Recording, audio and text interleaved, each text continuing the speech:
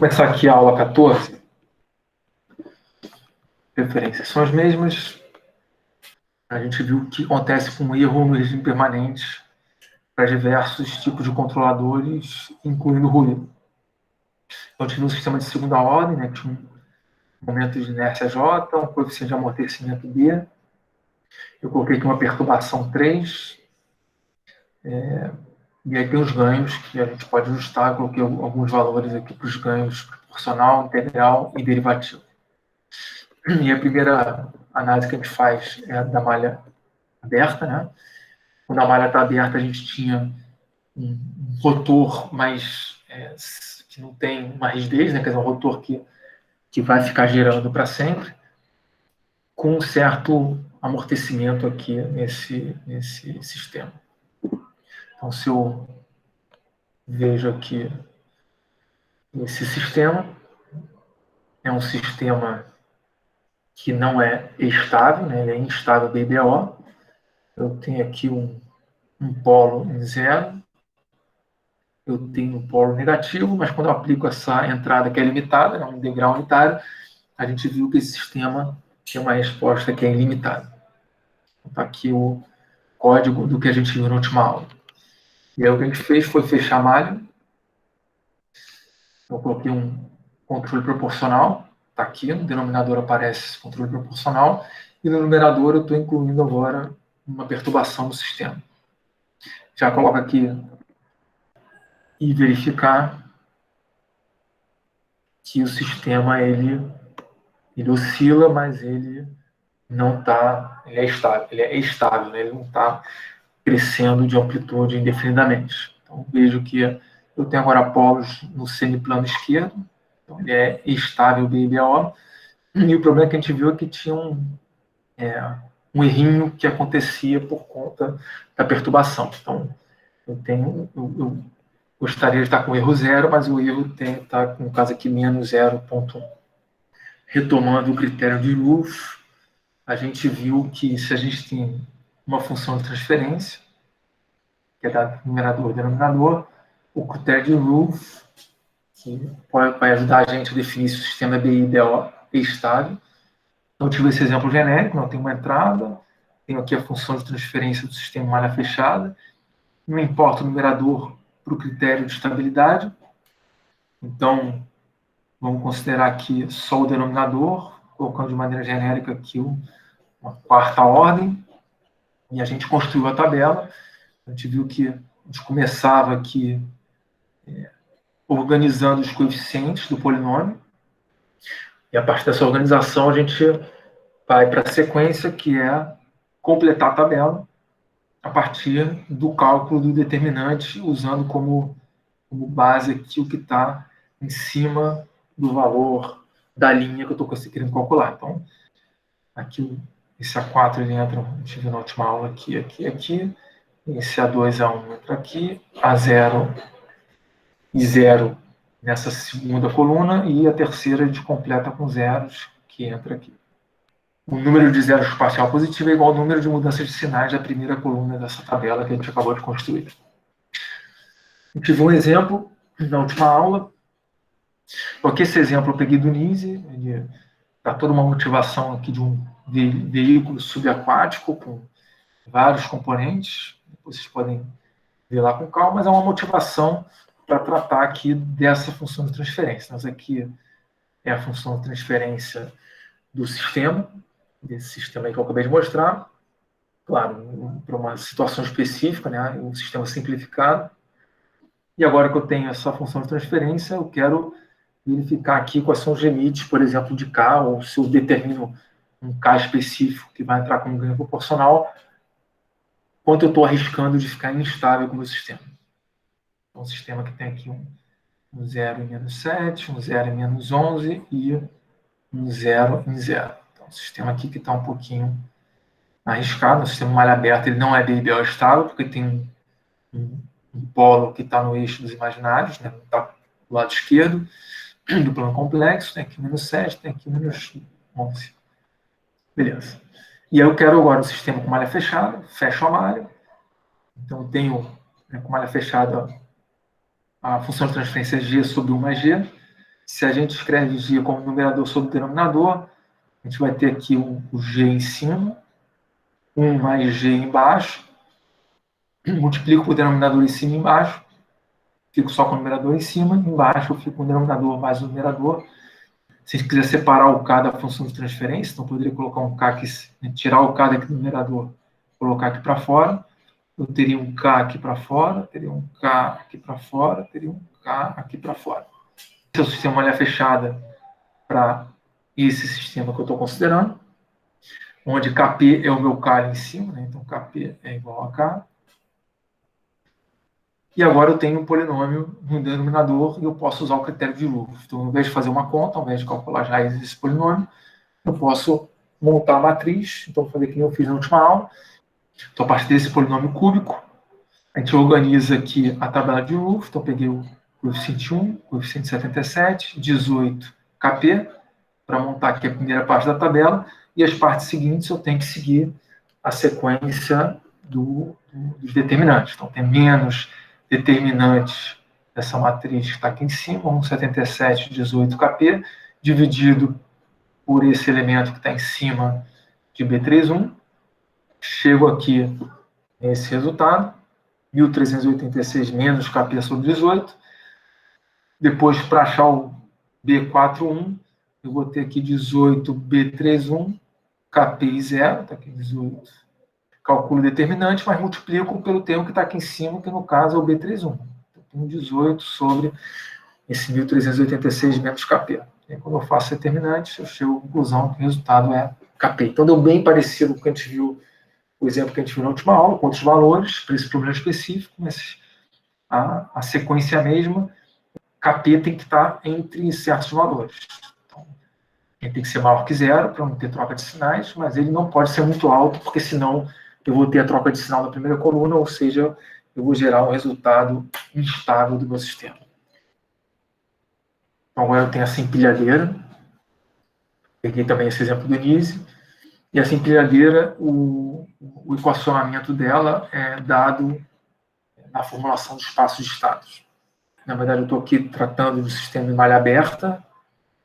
Então, tem uma força que está sendo, uma entrada que está sendo aplicada aqui no sistema. É dado para a gente aqui essa matriz A do sistema. E é dada para a gente essa matriz, que no caso é um vetor B. Então, tem aqui o sistema em malha aberta. E eu quero saber se esse sistema é estável ou não é estável. Eu estou aqui buscando a primeira saída do sistema. Então, tem um 0, 0 aqui. Esse C é igual a 1, 0, 0.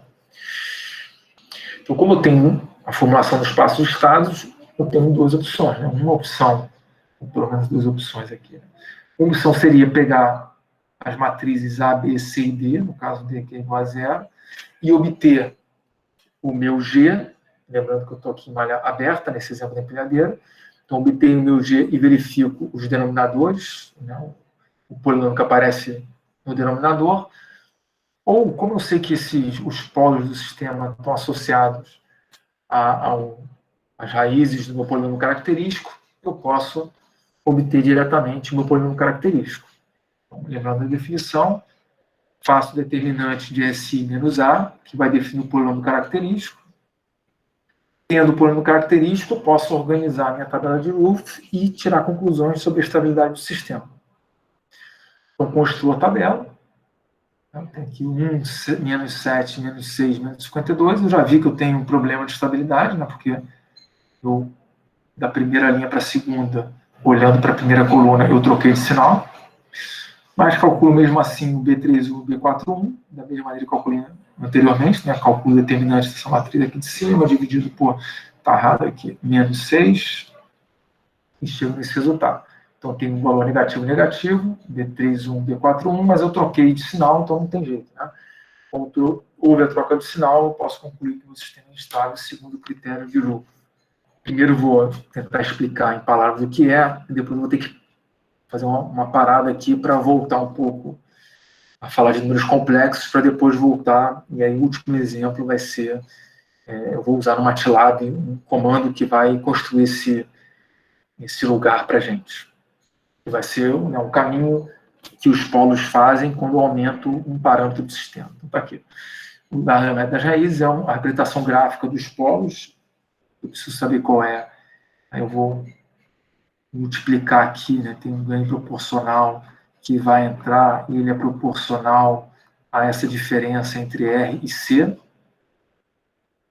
Quando tem um sistema desse tipo, e eu quero ver como é que os polos do sistema malha fechada eles mudam quando eu vou variando aqui esse parâmetro K, o KP, que é o ganho proporcional, o controlador proporcional. Quando eu traço isso num gráfico, eu estou desenhando o lugar geométrico das raízes. Então, qual o KP que eu uso, de tal maneira que eu consiga o resultado que eu quero. Então, antes da gente traçar esse lugar geométrico, então só para você ter uma ideia, né, eu tenho aqui real e imaginário. Eu posso começar aqui com um sistema que tem um polo que está em -3, e eu vou aumentando o K, por exemplo, eu posso ver que esse polo está indo para o lado esquerdo. Relembrar aqui algumas operações com número complexo. Estou pegando aqui uma função, f de s, que ela é dada por essa expressão aqui, um s mais 7, tem um 0 em -7, está aqui a representação do 0 em -7. Eu quero saber, por exemplo, quanto vale essa função em algum outro valor. Né? E aí, nos próximos exemplos, no próximo exemplo eu vou explorar um pouco mais, mas nesse exemplo inicial, se eu tenho aqui um valor para S, eu queria saber quanto vale esse resultado a partir do zero que eu tenho no meu sistema. E aí, da minha função. Né? Pode ser que a função tenha mais de um zero e tenha mais de um polo. Então, eu vou começar com um zero apenas. Eu faço a conta rapidamente aqui, né? Se eu substituo S por 5 mais 2J, somo com 7, cheguei nesse resultado. Tem uma magnitude aqui que vai ser dada por 2 ao quadrado, 2 ao quadrado, mais 2 ao quadrado, raiz disso. E o ângulo que vai ser o arco da tangente é 2 sobre 12. Que dá 0,17 radiano ou 9,5 graus. Então está aqui a representação gráfica. Eu tenho aqui um 0 e -7. Eu tenho aqui o ponto S, para o qual eu quero saber quanto vale essa função. Eu verifiquei que usando o zero, né, o que eu estou fazendo aqui nesse caso simples é simplesmente deslocando a minha origem.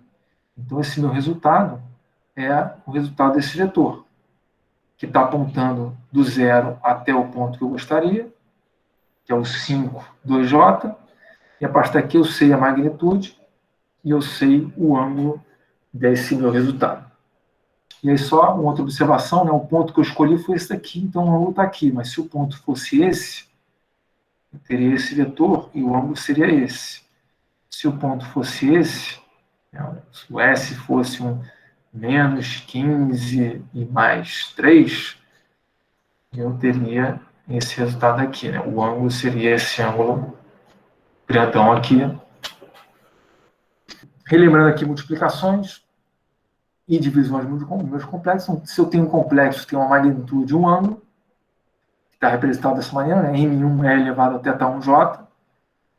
Quando eu faço a multiplicação, o módulo aí dessa multiplicação vai ser a multiplicação dos módulos de cada um desses números complexos, e o ângulo vai ser, o resultado dessa multiplicação vai ser a soma desses ângulos que eu acabei de mostrar, o θ1 e θ2 dos dois números complexos que estão aqui em cima.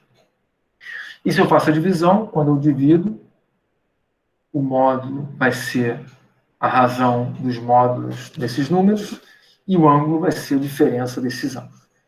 Isso vai ser importante, porque esse exemplo que eu fiz é um exemplo mais ou menos bobo, né? Que não é o que a gente tem interessado, porque eu tenho só um zero na função, mas quando eu chegar no que eu vou mostrar agora, né?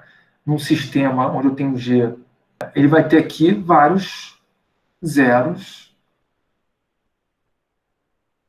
e vários polos. 3 pontinhos. E aí, como eu vou querer saber o resultado, né? Definindo S, eu quero saber o resultado, né? A magnitude e o ângulo desse meu ponto no espaço complexo, eu vou ter que multiplicar todos esses números complexos que tem estar relacionado com os polos, todos esses números, e dividir por todos esses números complexos que estão relacionados, em cima relacionado com os zeros e embaixo relacionado com os polos. Então, deixar aí de exemplo para vocês, depois vocês façam as contas. Tem aqui dois números A e B complexos. A multiplicação vai gerar como resultado a multiplicação da amplitude de cada um desses números. A divisão vai ter como magnitude a divisão desses dois números. E o ângulo vai ser a soma, nesse caso, da multiplicação, e a subtração, no caso da divisão. Quero traçar esse lugar geométrico. O lugar geométrico vai ser obtido a partir da função de transferência do meu sistema. E quando eu tenho a função de transferência, eu tenho aqui em cima o produtório do S mais, que eu estou chamando de Z. Na verdade, é só uma maneira de que as pessoas colocam, eu já comentei com vocês, né? Na verdade, o zero aqui é menos ZI, né? Porque se eu coloco menos ZI, eu zero o termo de cima. Mas é a nomenclatura que eles geralmente usam. Eu tenho esse produtório, tenho os zeros aqui em cima, eu tenho o produtório embaixo, eu tenho zeros aqui, eu tenho os polos aqui embaixo. E aí, se eu quero saber a magnitude dessa função de transferência, eu uso aqui essas propriedades que eu acabei de mostrar para vocês. Então, eu vou ter aqui a multiplicação de todos os números complexos que estão em cima. Então, estou multiplicando todos os módulos que estão relacionados com os zeros. E eu vou dividir pela multiplicação de todos os módulos que estão relacionados com os polos. E o ângulo vai ser o somatório de todos os ângulos que estão em cima, que eu estou multiplicando, né, vários números complexos. E aí a gente viu que essa regra da multiplicação é somar os ângulos. E em cima aparecem os termos relacionados com zero. E eu vou diminuir todos os termos que aparecem embaixo, que são os termos relacionados com polos. E aí eu vou fazer aqui um exemplo já de uma função de transferência. Aqui está errado também. Essa função de transferência, ela tem um zero em menos 1. Aqui. Ela tem dois polos, um polo em zero, aqui, e um polo em menos 2. Então já pode tirar algumas conclusões, né? Que não é estável BIBO, porque ele tem zero que está em cima do eixo dos imaginários. Mas eu quero saber, aqui nessa, eu ainda não vou resolver o meu problema, porque para resolver o lugar das raízes, eu vou precisar voltar lá no meu sistema, já adiantando aqui, né?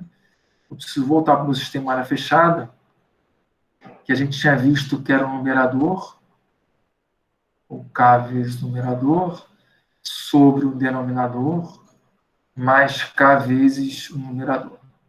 No sentido lá no começo da aula, se eu tenho um sistema desse tipo, eu tenho algumas coisas para concluir em relação ao que acontece com esse denominador, né? Então, dependendo de K, eu vou gerar algum resultado, mas nem todos os resultados que eu gerar vão ser lugar geométrico das raízes, ou seja, nem todos os resultados vão zerar o meu denominador. Tem alguns resultados que vão zerar o denominador, esses resultados são lugar geométrico das raízes, os que não zerarem, eles não estão no lugar geométrico. O que não significa que eu não posso mudar o sistema, ou seja, mudar o numerador e o denominador, de tal maneira que eu force aquele ponto específico a ser lugar geométrico das raízes. Para a próxima aula. Mas eu quero saber quanto vale essa função quando eu tenho um S específico. Esse S específico é menos 3 e 4. Naquele primeiro exemplo que eu fiz, eu só tinha um zero, né? E aí o que eu fiz foi verificar a magnitude, né, que tem a ver com essa distância, né, do ponto até o ponto zero, e a partir daí eu identifiquei quanto vale a magnitude da minha resposta, que seria o G naquele ponto. Aqui eu tenho um sistema um pouquinho mais complicado, porque eu tenho dois polos e um zero. Mas o que eu vou fazer? Eu vou seguir a sequência, que está aqui a resposta, e para chegar nessa resposta, eu vou seguir essa ideia da multiplicação e divisão que está resumida aqui nesse meu slide. Então, voltando, o que eu vou querer saber é quanto é a magnitude pegando como origem esse polo e quanto vale o ângulo. Quanto é essa magnitude considerando esse zero, quanto vale o ângulo. Quanto é a magnitude considerando esse polo, quanto vale o ângulo. Depois que eu sei isso, o que eu vou fazer? Eu vou pegar, vamos para aqui, o passo a passo. Então, considerando primeiro o zero como origem, bom, o N1 vai ser, tem 2 aqui embaixo, eu tenho 4 aqui para cima, então tem 2 ao quadrado mais 4 ao quadrado, a raiz disso, que é igual a raiz quadrada de 20, estou usando Pitágoras. E para achar o ângulo, o que eu faço é achar esse ângulozinho, deixa eu reescrever aqui para não ficar confuso. Eu calculo esse ângulo daqui, só que eu sei que isso tudo daqui é π. Então, o ângulo que eu quero, né, que é o que está relacionado, que começa aqui nessa reta dos reais e vai aumentando até cruzar com esse segmento de reta, é π menos esse θ que eu acabei de mostrar para vocês. Ângulo e a magnitude que está relacionada com aquele resultado se eu tivesse só o zero, né, como referência. Agora eu vou usar o polo, que eu tenho um polo em zero, faço a mesma estratégia, né, eu tenho aqui a magnitude, esse primeiro zero aqui eu tenho uma altura de 4 e uma largura aqui de 3. Então, eu tenho raiz quadrada de 3 ao quadrado mais 4 ao quadrado, que é 5. E eu tenho o ângulo que vai ser π menos o arco cuja tangente é 4 e 3. Faço a mesma coisa para o último polo, magnitude raiz 17, ângulo 1,82 radiano.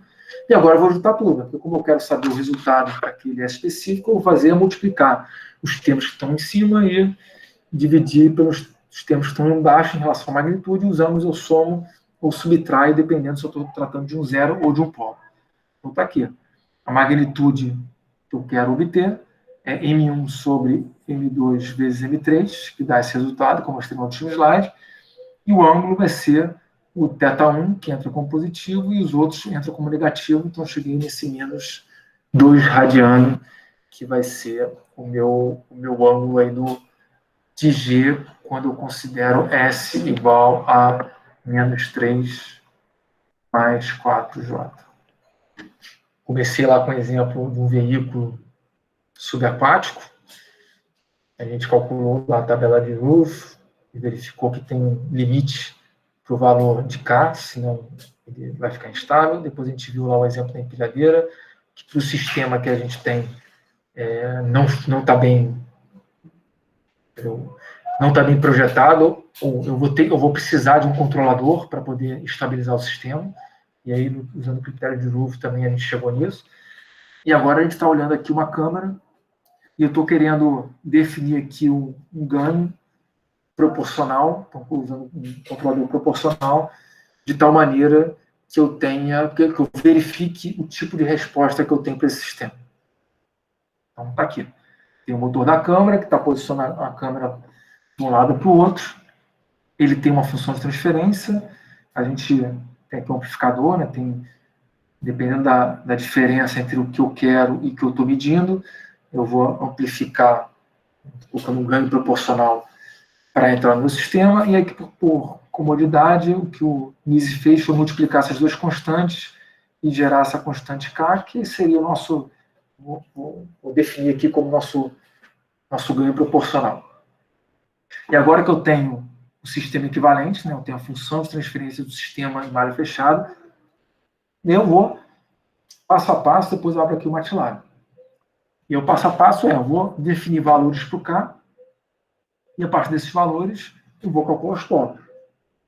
E quando eu vejo os polos, né, quando eu analiso os polos, eu posso concluir algumas coisas sobre estabilidade, sobre parâmetros de performance no sistema. Começando com K igual a zero, a gente tem um polo em zero, um polo em menos 10, e o sistema não é BIBL estável.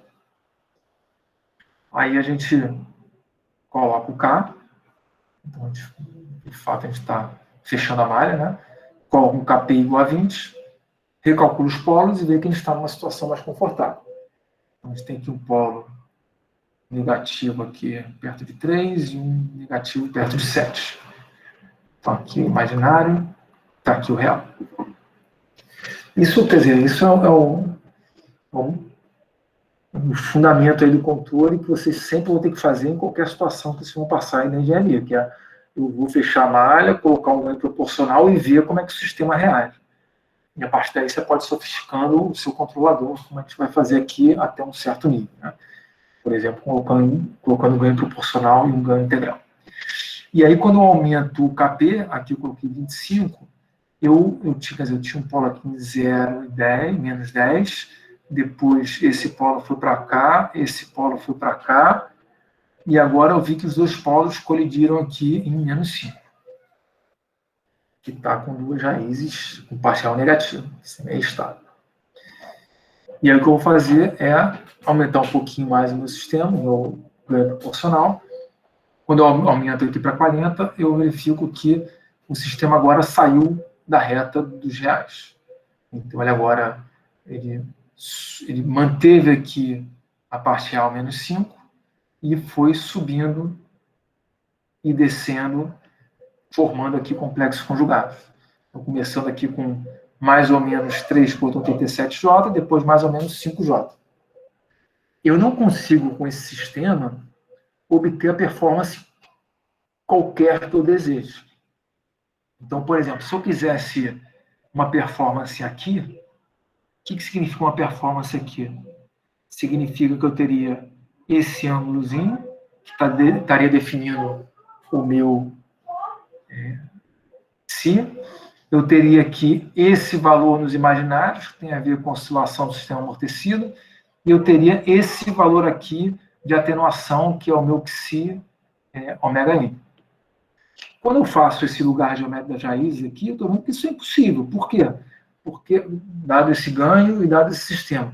Porque a única coisa que eu consigo obter como polo, ou seja, como performance, está dentro desse intervalo daqui, entre menos 10 e 0, sendo que quando eu vou aumentando o K, esse polo se movimenta para cá, esse polo se movimenta para cá, e depois eles sobem aqui numa reta, sobem e descem, né, para gerar essa reta. Qual o K que eu consigo, o que eu preciso para ter uma performance específica que está no lugar das raízes? Por exemplo, eu pego esse ponto daqui, eu estou verificando que eu tenho um certo θ, eu tenho um distanciamento aqui do eixo dos imaginários, que vai definir a minha atenuação, e eu tenho um certo ômega d. A partir daí eu tenho todos os meus parâmetros de performance. Então, se eu quero essa performance, eu preciso definir o K, e aí eu posso descobrir qual é o K que gera esse resultado. Então, se eu tenho parâmetro entre 0 e 25, o sistema tem polos reais negativos, eu estou aqui na reta, e ele é super amortecido. Ele não oscila, né? Ele está aqui só com resultados reais negativos, então vai gerar um tipo de resposta que é uma exponencial decaindo. Mas quando eu aumento o KP, eu estou gerando aqui polos que saem da reta dos reais, e agora eu estou começando a fazer o sistema oscilar. Estou agora no sistema subamortecido, que tem uma certa taxa de amortecimento. Quando eu tenho esse KP maior que 25, ou seja, eu começo a ter essa oscilação, eu tenho que o tempo de acomodação, ele, que é definido por 4 sobre Xi ômega n, e como esse resultado aqui é 5, então eu tenho 0,8 segundos que não muda quando eu aumento o KP. Porque a partir do momento que eu cheguei nesse KP 25, eu vou subindo ou descendo aqui com os polos, mas eu estou sempre aqui no menos 5, que está relacionando aqui esse Xi ômega n. O ômega d ele vai continuar aumentando, né? Porque eu posso subir. Então, a partir do momento que eu estou subindo com o ômega d, eu estou diminuindo o tempo de pico, jogando o tempo de pico para a esquerda. E na medida em que o ângulo aumenta, então, eu posso estar nesse ponto aqui, eu posso estar num ponto mais para cima. Se eu aumento o ângulo, eu vou diminuir o Xi, né? Porque o Xi 0 é igual a 1, se eu vou aumentando esse ângulo, eu vou diminuindo o Xi, que significa que eu estou aumentando a ultrapassagem percentual desse sistema. Já estou fechando a malha aqui do sistema, então 1 vezes S ao quadrado, 10 vezes S mais KP, e em cima eu tenho KP. Então, estou colocando a função de transferência do sistema malha fechada. Construo a minha função de transferência, calculo polos, calculo zeros, um KP específico, e gero o meu gráfico do plano complexo e meu gráfico de um degrau unitário. Então, eu tenho aqui os polos. Eu tenho um polo aqui em menos 7. Eu tenho um polo em menos 2. Então, dois polos reais, negativos. Então, como a gente esperava, apesar de ser um sistema de segunda ordem, o sistema não vai oscilar, porque não tem a parte complexa aí para a parte imaginária para fazer ele oscilar, o complexo conjugado. Então, eu tenho aqui um degrau unitário, que vai acontecer, o sistema vai reagir subindo e convergindo lá para o meu degrau unitário. Tá, né? Se eu colocar aqui 50, por exemplo, eu vou ter agora polos diferentes. Polos que vão ser, está aqui embaixo, vão ser complexos conjugados, então tem uma parte imaginária que vai fazer diferença, então ele começa a oscilar. Ainda não está oscilando muito, o que eu acabo tendo aqui nesse sistema, né, pela característica dele, ele acaba sendo bastante atenuado. Então, a ultrapassagem percentual é pequena.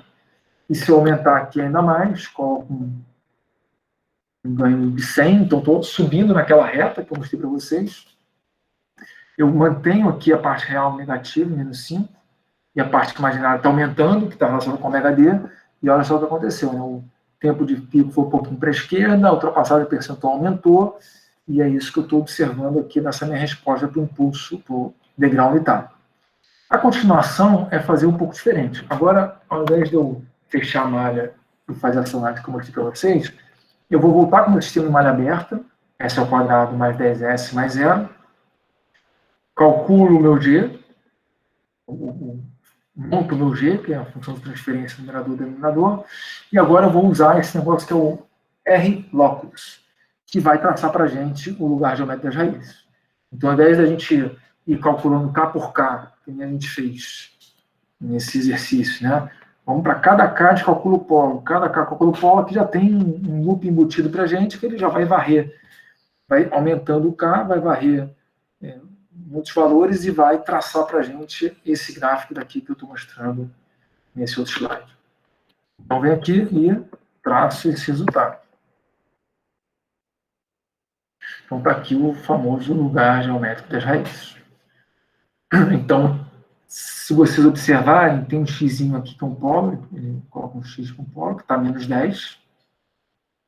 Eu tenho aqui um outro polo que estava 0.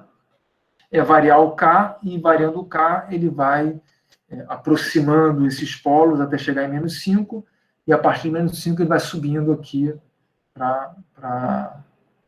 nessa reta aí que eu estou mostrando para vocês. Interessante que ele, dependendo de onde eu traço aqui o gráfico, ele já mostra para mim alguns parâmetros do sistema. Estão vendo aqui? Esse é o sistema, ele diz para mim que nesse ponto daqui, que é o lugar geométrico das raízes, ele diz para mim qual é o ganho. Tem um ganho que está próximo de 30.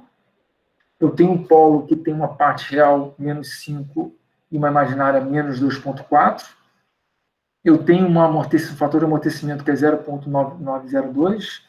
Eu tenho uma ultrapassagem percentual, que é esse overshoot, de 0,142.